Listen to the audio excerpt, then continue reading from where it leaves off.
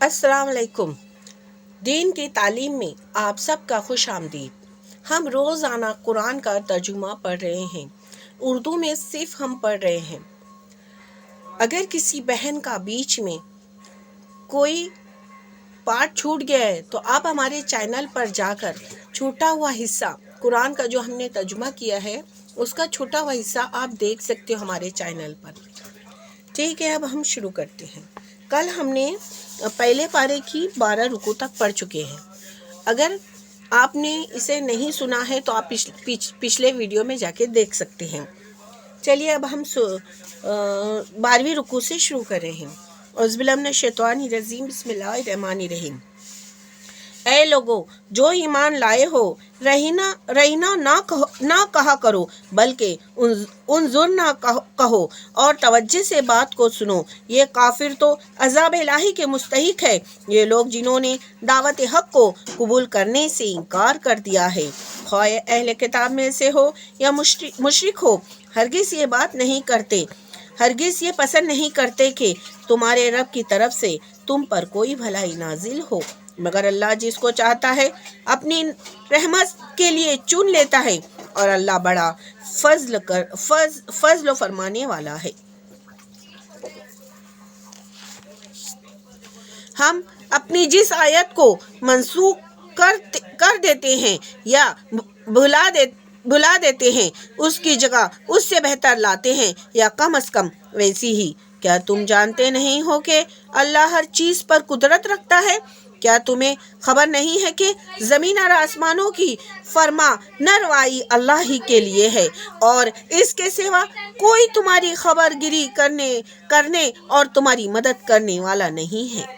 پھر کیا تم اپنے رسول سے اس قسم کے سوالات اور مطالبہ کرنا چاہتے ہو جیسے اس سے پہلے موسیٰ سے کیے جا چکے ہیں؟ حالانکہ جس شخص نے ایمان کی روشن کو کفر کی روشن سے بدل لیا وہ راہ راست سے بھٹک گیا۔ اہل کتاب میں سے اکثر لوگ یہ چاہتے ہیں کہ کسی طرح تمہیں ایمان سے پھرا کر پھر کفر کی طرف پلٹا لے جائے۔ اگرچہ حق ان پر ظاہر ہو چکا ہے، مگر اپنے نفس کی حسد کی بنا پر تمہارے لیے ان کی یہ خواہش ہے کہ تم کافر بن جاؤ۔ مگر اے مسلمانوں، ان کے اس حسد کے جواب میں تم عفو درگزر سے کام لو، یہاں تک کہ اللہ خود ہی اپنا فیصلہ نافذ کر دے۔ مطمئن رہو کہ اللہ تعالیٰ ہر چیز پر قدرت رکھتا ہے، اور نماز قائم کرو اور زکوٰۃ دو۔ تم اپنی عاقبت کے لیے جو بھلائی کما کر آگے بھیجو گے، اللہ کے ہاں اسے موجود پاؤ گے۔ جو تم کچھ کرتے ہو وہ سب اللہ کی نظر میں ہے۔ ان کا کہنا ہے کہ کوئی شخص جنت میں نہ جائے گا جب تک وہ یہودی نہ ہو یا عیسائیوں کے خیال کے مطابق عیسائی نہ ہو۔ یہ ان کی تمنائیں ہیں۔ ان سے کہو اپنی دلیل پیش کرو اگر تم اپنے دعوے میں سچے ہو۔ دراصل نہ تمہاری کچھ خصوصیات ہے نہ کسی اور کی۔ حق یہ ہے کہ جو بھی اپنی ہستی کو اللہ کی اطاعت میں سونپ دے اور اعمال نیک روشن پر چلے، اس کے لیے اس کے رب کے پاس اس کا اجر ہے۔ ایسے لوگوں کے لیے کسی خوف یا رنج کا کوئی موقع نہیں۔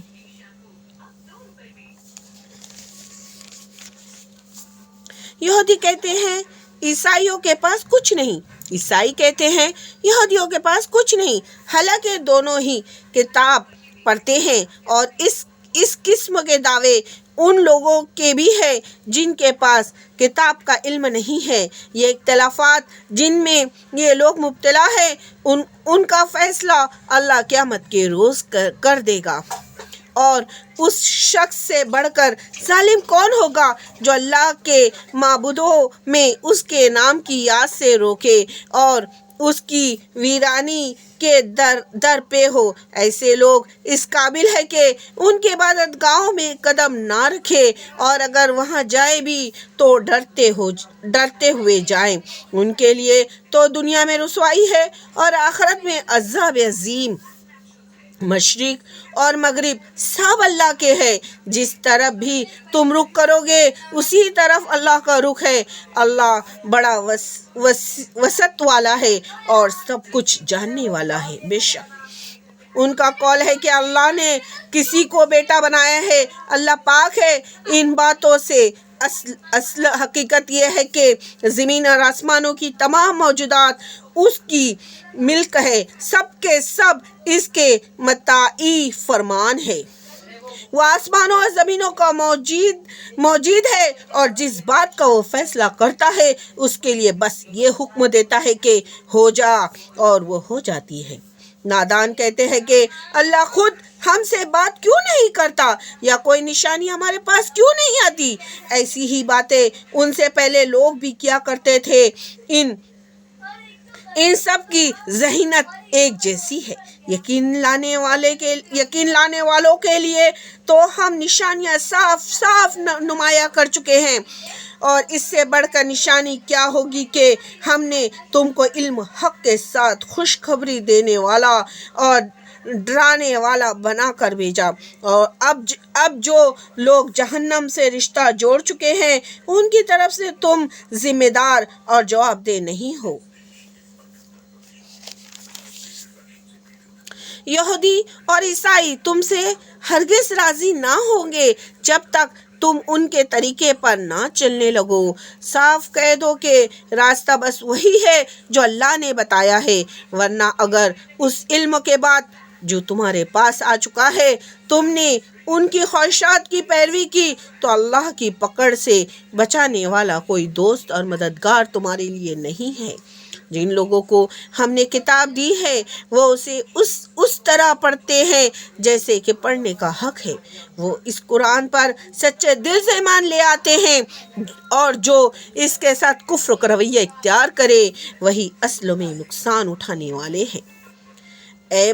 اے بنی اسرائیل، یاد کرو میری وہ نعمت جس سے میں نے تمہیں نوازا تھا، اور یہ کہ میں نے تمہیں دنیا کی تمام قوموں پر فضیلت دی تھی، اور ڈرو اس دن سے جب کوئی کسی کے ذرا کام نہ آئے گا، نہ کسی کی فدیہ قبول کی جائے گی، نہ کوئی سفارش ہی آدمی کو فائدہ دے گی، اور نہ مجرموں کو کہیں سے کوئی مدد پہنچ سکے گی۔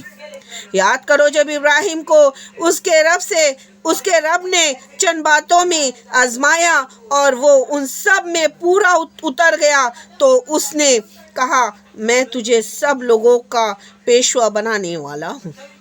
ابراہیم نے عرض کیا اور کیا میری اولاد سے بھی یہی وعدہ ہے؟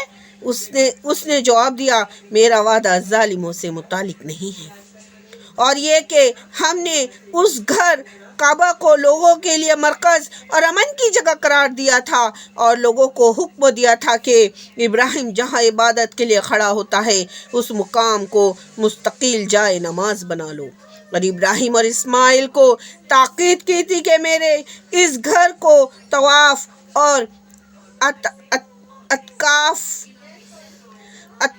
اعتکاف اور رکوع اور سجدہ کرنے والوں کے لیے پاک رکھو۔ اور یہ کہ جب ابراہیم نے دعا کی اے میرے رب اس شہر کو امن کا شہر بنا دے اور اس کے باشندوں میں سے جو اللہ اور آخرت کو مانے انہیں ہر قسم کے پھلوں کا رزق دے۔ جواب میں اس کے رب نے فرمایا اور جو نہ مانے گا دنیا کی چند روزہ زندگی کا سامان تو میں اسے بھی دوں گا، مگر آخرکار اسے عذاب جہنم کی طرف گھسیٹوں گا، اور یہ بدترین ٹھکانہ ہے۔ اور یاد کرو ابراہیم اور اسماعیل جب اس گھر کی دیواریں اٹھا رہے تھے تو دعا کرتے جاتے تھے اے ہمارے رب ہم سے یہ خدمت قبول فرما لے۔ تو سب کی سننے اور سب کچھ جاننے والا ہے۔ اے رب، ہم دونوں کو اپنا مسلم بنا، ہماری نسل سے ایک ایسی قوم اٹھا جو تیری مسلم ہو۔ ہمیں اپنی عبادت کے طریقے بتا اور ہماری کوتاہیوں سے درگزر فرما۔ تو بڑا معاف کرنے والا ہے اور رحم کرنے والا ہے۔